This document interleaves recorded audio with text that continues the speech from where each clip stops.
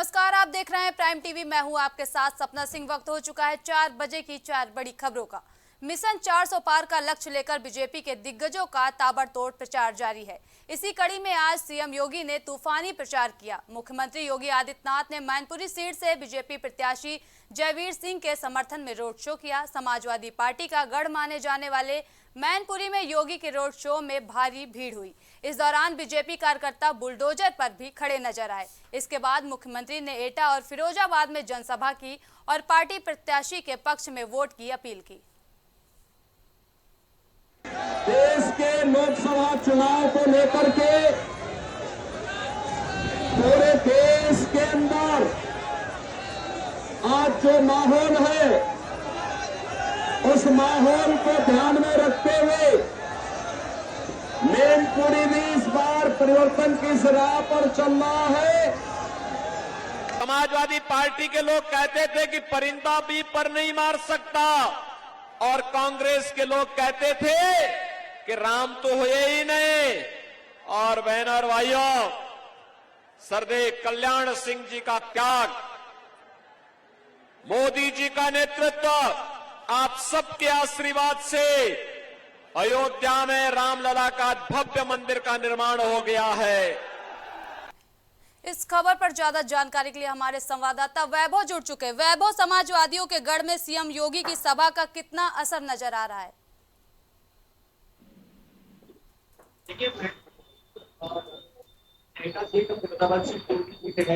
ये हमेशा से समाजवादी पार्टी का कर रहा है। जैसा कि आज आपने देखा था, जनसभा की और एक रैली को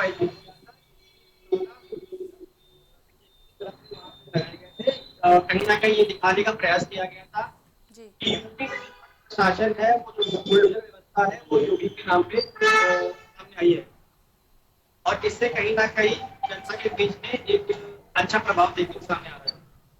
जी वैभव, डिंपल यादव के खिलाफ बीजेपी प्रत्याशी की ओर से आजमाइश समाजवादियों के लिए कितना चुनौतीपूर्ण होगा? देखिए, मैनपुरी, एटा और जो की सीट है, ये हमेशा समाजवादी पार्टी कर रहा है। देश की बहुत गणमान्य हुई सीट देखने को सामने आ रही है, क्योंकि वो समाजवादी पार्टी का कर रहा है। बात बात से वहां से समाजवादी पार्टी के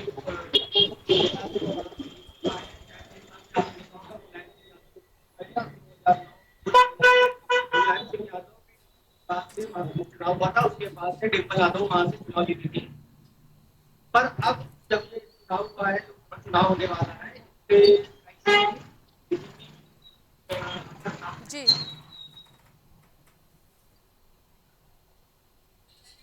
इस खबर पर ज्यादा जानकारी के लिए वैभव आपका धन्यवाद।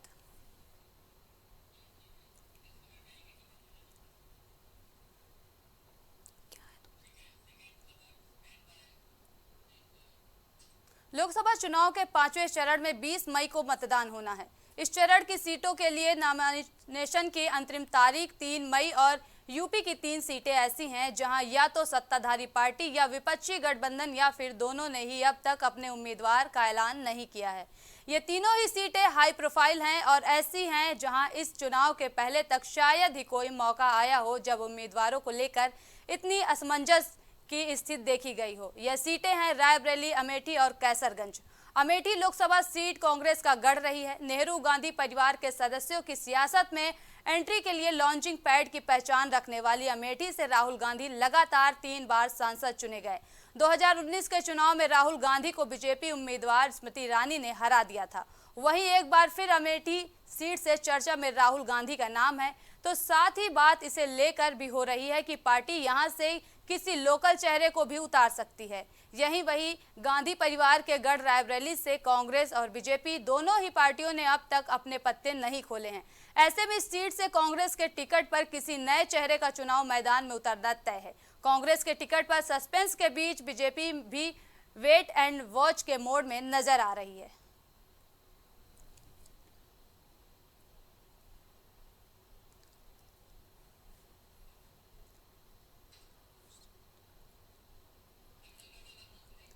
इस खबर पर ज्यादा जानकारी के लिए अभिनव हमारे साथ जुड़ चुके हैं। अभिनव, अमेठी रायबरेली को लेकर क्या कुछ होने वाला है?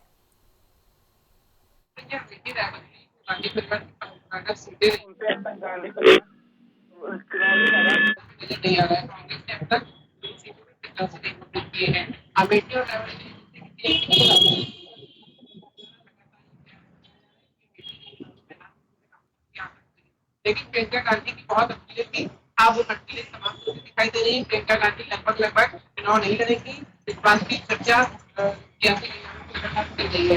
वही बात एक ऐसा है कि वहां से भारतीय जनता पार्टी के वर्तमान है वो लगभग लड़ चुका है और उनके बेटे हैं, उनको करण भूषण सिंह को टिकट दिया जाएगा। इसके बाद दूसरे छोटे बेटे थे करण को भी भारतीय जनता पार्टी जा रही है। तो कैसा दल की जो स्थिति है भारतीय जनता पार्टी साफ होने जा रही है, लेकिन समाजवादी पार्टी ने कैसा दल में प्रत्याशी नहीं घोषित किया है। उसी प्रकार से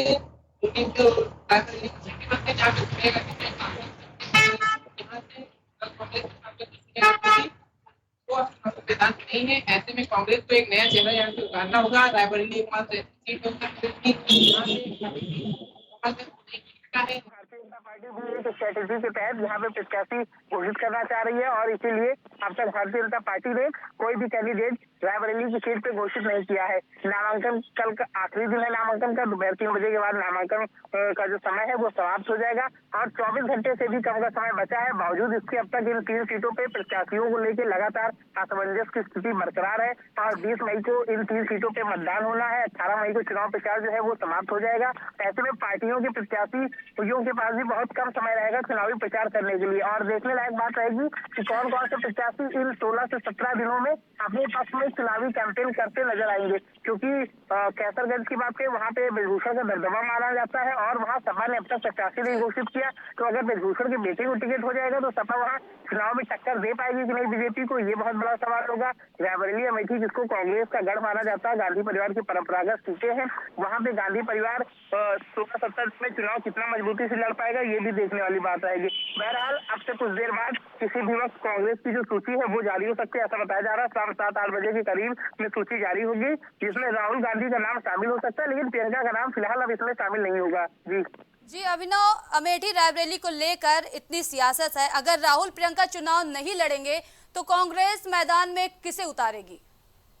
बिल्कुल, देखिए तमाम नाम जो है वो चर्चा में है। कांग्रेस विधानमंडल दल की नेता आराधना मिश्रा मोना जो कि विधायक है वर्तमान में और पहले भी विधायक रहे, उनका नाम काफी तेजी से चर्चा में चल रहा है कि उनको लड़ाया जाएगा। के एल शर्मा का नाम चल रहा है, इसके अलावा अन्य कई नाम चल रहे हैं। किसी लोकल लीडर पे भी जो कांग्रेस है वो भरोसा जता सकती है, लेकिन ये कुछ देर बाद जब आज कांग्रेस जो है प्रत्याशियों की सूची जारी करेगी उसमें ये बात तय हो जाएगी कि कौन चुनाव लड़ रहा है। लेकिन ये बात तय है कि राहुल गांधी जो है वो चुनाव लड़ेंगे अमेठी या रायबरेली में से एक सीट पे, क्योंकि गांधी परिवार अब तक हमेशा से चुनाव लड़ता आया है यूपी में और अगर नहीं लड़ेंगे तो यह पहला मौका हो जाएगा जब गांधी परिवार का कोई सदस्य उत्तर प्रदेश में लोकसभा चुनाव नहीं लड़ रहा है। बहुत ज्यादा इसकी अटकलें हैं कि राहुल गांधी अमेठी से ही चुनाव लड़ेंगे, लेकिन जो राहुल गांधी के वकील है जो नामांकन का कामकाज देखते हैं वो इस वक्त रायबरेली में मौजूद है, तो इसको लेकर भी लगातार कयास लगाए जा रहे हैं कि क्या राहुल अमेठी छोड़ के स्मृति ईरानी के सामने से जो मुकाबला है उसको छोड़ के क्या रायबरेली आना चाह रहे हैं। रायबरेली क्योंकि कुछ ज्यादा सीट मानी जाती है कांग्रेस के लिए एज कम्पेयर टू अमेठी, तो इस तरह से भी एक समीकरण बनता नजर आ रहा है। लेकिन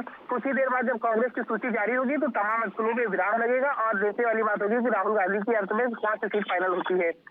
जी अभिनव, माना जा रहा है कि राहुल गांधी अमेठी से चुनाव लड़ सकते हैं, लेकिन प्रियंका गांधी रायबरेली से नहीं लड़ेंगी, क्या जानकारी है?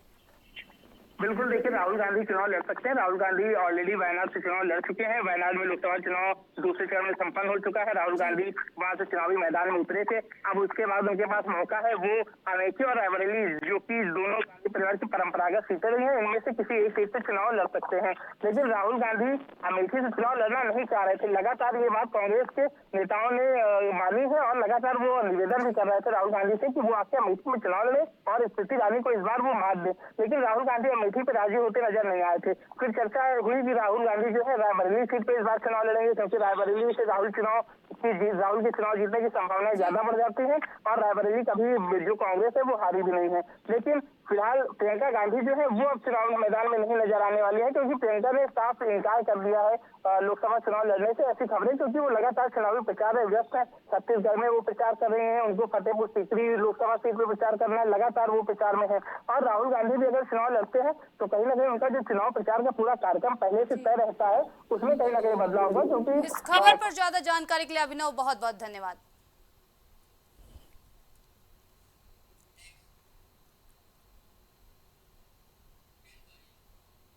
सपा अध्यक्ष अखिलेश यादव आज बदायूं दौरे पर पहुंचे, जहां अखिलेश यादव इंडिया गठबंधन के प्रत्याशी आदित्य यादव के समर्थन में जनसभा की। इस दौरान बीजेपी पर अखिलेश यादव ने जमकर निशाना साधते हुए कहा कि बीजेपी के लोग संविधान के पीछे पड़े हुए हैं। बीजेपी के लोग संविधान बदलना चाहते हैं, ये इलेक्टोरल बॉन्ड के नाम पर वसूली करते हैं। साथ ही अखिलेश यादव ने कहा कि वैक्सीन वाली कंपनी से भी चंदा वसूल लिया है। बताओ ये नौकरी कैसी नौकरी दे दी फौज की इन्होंने।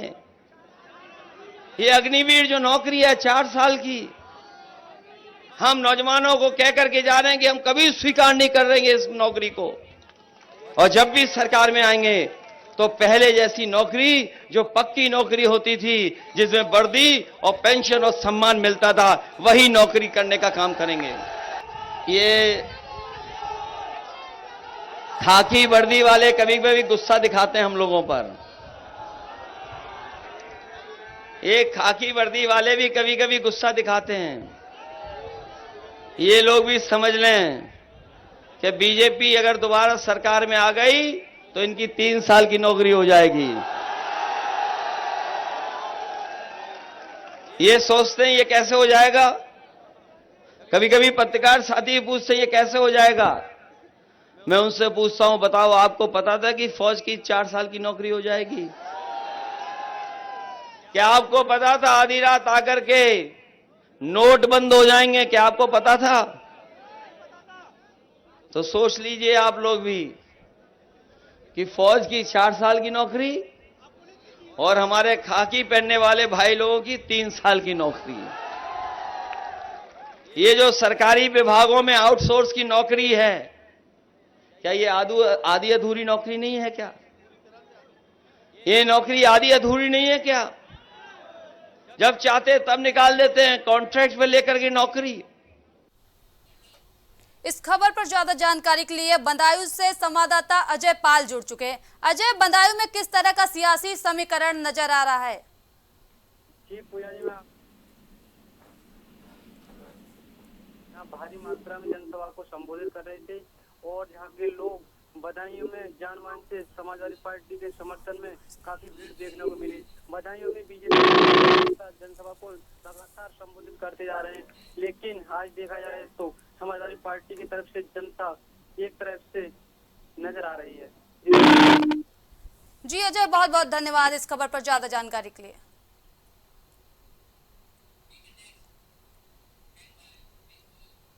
महिला पहलवानों से यौन शोषण के आरोप में घिरे बीजेपी नेता ब्रजभूषण शरण सिंह कैसरगंज से लोकसभा टिकट कटना तय माना जा रहा है। उनकी जगह बेटे करड़ भूषण को मैदान में उतारा जाना तय है। जल्द ही करड़ के नाम का ऐलान किया जाएगा। टिकट को लेकर बने सस्पेंस को खत्म करते हुए भाजपा ने बीच का रास्ता निकाला है। भाजपा को आशंका था कि ब्रजभूषण का टिकट कटने से ठाकुर बिरादरी नाराज हो सकती है। दरअसल ब्रजभूषण शरण सिंह का 6 सीटों पर प्रभाव है। उनके बड़े बेटे प्रतीक भूषण सिंह ने भी इसका ऐलान किया है। उन्होंने सोशल मीडिया पर लिखा, करड़ भूषण सिंह को कैसरगंज से बीजेपी ने अपना प्रत्याशी बनाया है। ऐसी खबर है कि करड़ भूषण कल यानी 3 मई को अपना नामांकन दाखिल कर सकते हैं।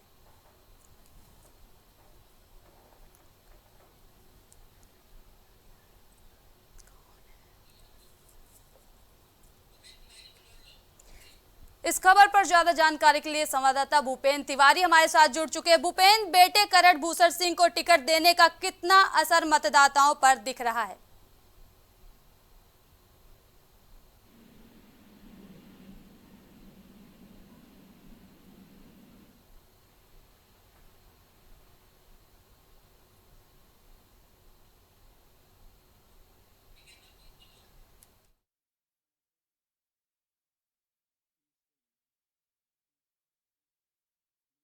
तो वोटों पर सवाल, ब्रजभूषण पर सस्पेंस बरकरार है। आपको बता दें, कैसरगंज से बीजेपी अपना प्रत्याशी बनाया है।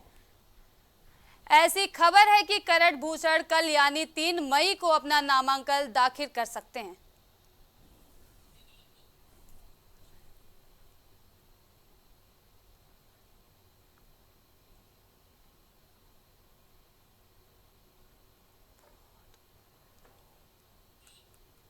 महिला पहलवानों से यौन शोषण के आरोप में घिरे बीजेपी नेता ब्रजभूषण सिंह का कैसरगंज से लोकसभा टिकट कटना तय माना जा रहा है। उनकी जगह बेटे करट भूषण सिंह को मैदान में उतारा जाना तय है। जल्द ही करट के नाम का ऐलान किया जाएगा। टिकट को लेकर बने सस्पेंस को खत्म करते हुए भाजपा ने बीच का रास्ता निकाला है। भाजपा को आशंका था कि ब्रजभूषण का टिकट कटने से ठाकुर बिरादरी नाराज हो सकती है। दरअसल ब्रजभूषण सिंह का 6 सीटों पर प्रभाव है। उनके बड़े बेटे प्रतीक भूषण सिंह ने इसका ऐलान किया है।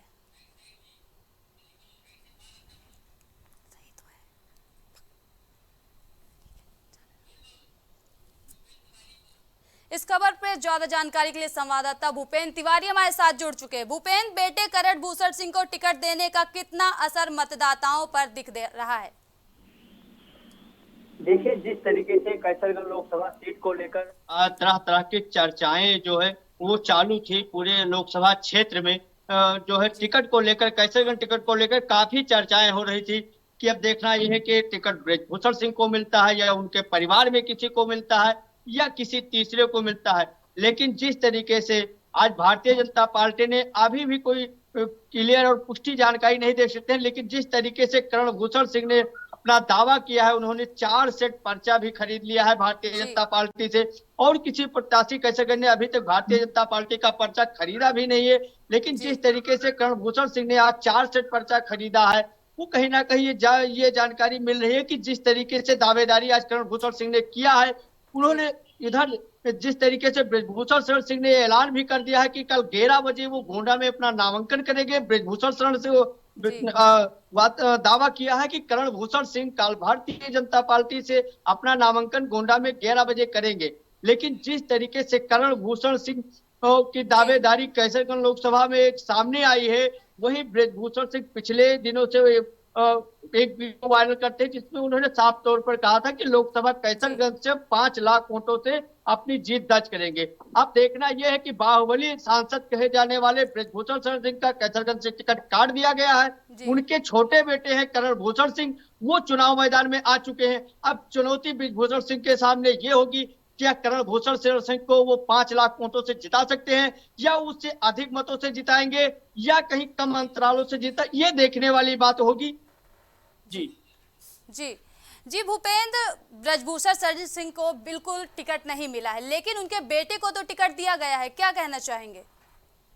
देखिए, जिस तरीके से बेटे को टिकट दिया गया है वो कहीं गलत नहीं हुआ है। जिस तरीके से उन्होंने अपना क्षेत्र में वर्चस्व बना रखा है, चाहे वो करण भूषण सिंह हो या प्रतीक भूषण सिंह हो जो उनके करण भूषण के बड़े भाई हैं, वैसे सांसद ब्रजभूषण शरण सिंह भी 6 बार से सांसद रह चुके हैं, जो इनका एक कई बार जो है इनका विवादों से नाता भी रहा। कुश्ती संघ के जो महिला उत्पीड़न का उन्होंने भी आरोप लगाया, उसमें भी इन्होंने अपना जो सफाई देनी थी वो दिए। जिस तरीके से इनका विवादों, कभी सरकार को घेरते थे, कभी विपक्ष को घेरते थे, कभी ना कभी इनका जो विवादों का नाता होता था वो विवादों का नाता हमेशा बना रहता था। अब देखने वाली बात यह है कि भारतीय जनता पार्टी जिस तरीके से इनका टिकट काटी है और इनके छोटे बेटे करण सिंह को मैदान में उतारी है, अब देखने वाली बात यह होगी कि करण सिंह को लेकर कैसरगंज की जो जनता है वो कितने लोकप्रियता बताती है और करण सिंह को कितने मतों से जिताती है, या इनके सामने अभी जो है समाजवादी पार्टी के कोई प्रत्याशी ने अभी नामांकन नहीं किया है, ना अभी समाजवादी पार्टी की तरफ से किसी का सिंबल आया है कि जिस तरीके से इनको मैदान में उतारा जाएगा। लेकिन जिस तरीके से 2 लोग सबसे ज्यादा दावेदारी कैसरगंज से कर रहे हैं, पहला नंबर है जो कटरा के पूर्व विधायक हैं बैजनाथ दुबे, और दूसरे नंबर पर विनोद शुक्ला जो भी युवा नेता है। अब देखने वाली बात ये होगी कि जो है समाजवादी पार्टी किसके ऊपर दांव पेचती है, जो करण भूषण शरण सिंह के सामने उतारती है। अब देखने वाली की बात ये होगी कि करण सिंह जो है क्षत्रिय बिरादरी से आते हैं, अब जो सपा है वो सपा क्षत्रिय बिरादरी को मैदान में उतारती है या किसी ब्राह्मण बिरादरी को कैसरगंज लोकसभा से मैदान में उतारती है। जी भूपेंद्र, इस खबर पर ज्यादा जानकारी के लिए धन्यवाद।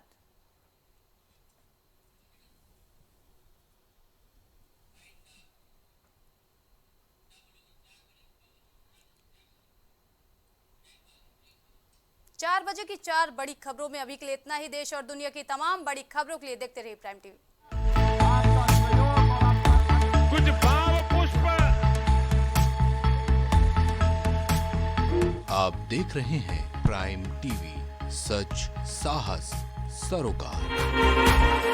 प्रॉब्लम्स थी जो मेरे को स्टेप्स चढ़ते हुए प्रॉब्लम थी, वो अब I think so 70% is improved. ठीक है, मेरे को एंकल में प्रॉब्लम थी एंड मेरे को नसेस मसल्स प्रॉब्लम थी, जो मसल्स में काफ़ी पेन रहती है, जो अब की इस टाइम पर एक बार ही मैंने लिया, मैं लास्ट टाइम आया था, उसके बाद मैं अब दोबारा आया हूँ, तो ऐसे 70% इज इम्प्रूव्ड, जो कि डॉक्टर नहीं कर सका। मैंने हाँ, मतलब मैं गंगा राम के हॉस्पिटल के डॉक्टर से तकरीबन 2 साल तक ये ट्रीटमेंट करा था, कि उनको समझ ही नहीं आया ये प्रॉब्लम क्या है। दैट इज अब बेटर है।